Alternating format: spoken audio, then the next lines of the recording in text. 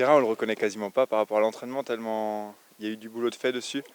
Il y a eu beaucoup de sable d'ajouter dans les montées-descentes. Et puis, bon, alors là, c'est forcément très rapide parce que c'est les premiers tours de roue, mais je pense que pour la course, il va être parfait. La piste aussi a été élargie par endroits, ce qui fait qu'on obtient 10 mètres de largeur sur à peu près 80% du circuit. Un gain de place susceptible d'encourager les dépassements.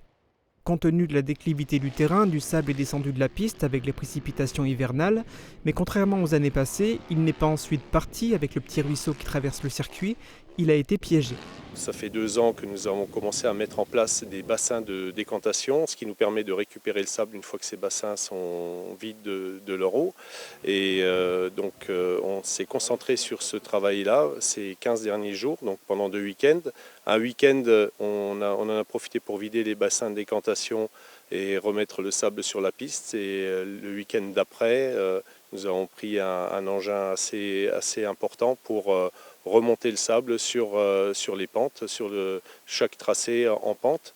Et le volume de terre, on va dire en moyenne, on a rajouté 1 mètre à 1,50 m de sable dans toutes les pentes. Pour effectuer ce test, Xavier Bogue était tout seul sur la piste.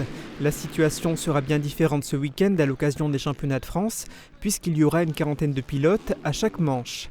Les plus jeunes d'entre eux rouleront à chaque fois 20 minutes plus de tours et les plus âgés 25 minutes plus de tours. De quoi bien abîmer le terrain, d'autant que le règlement de l'épreuve interdit de trop modifier le circuit entre les courses. Seuls les appels de saut seront refaits, ce qui rendra le terrain encore plus difficile.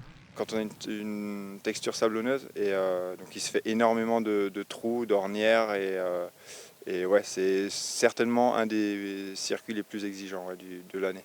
Les pilotes sont prévenus, ils devront faire preuve d'endurance et de technicité afin d'adapter leur trajectoire à chaque tour au fur et à mesure de la détérioration du terrain.